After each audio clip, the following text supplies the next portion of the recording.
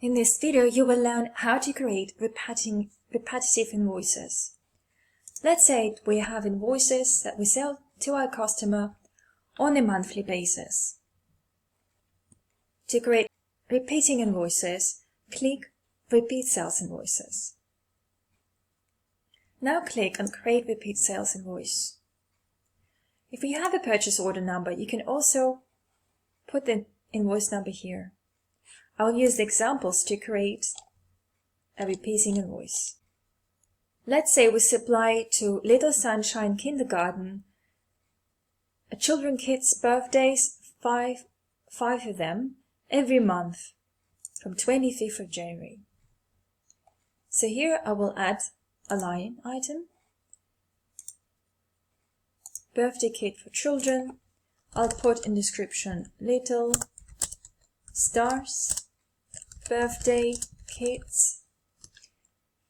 We are sending 5 items and the price of that is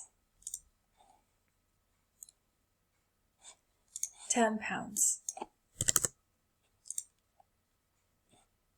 If you have any comments, you can also comment below. The items are scheduled to be supplied every month on 25th. If you assign it to the project, you can also assign it to projects you already created in the project section. Supply of birthday kit monthly.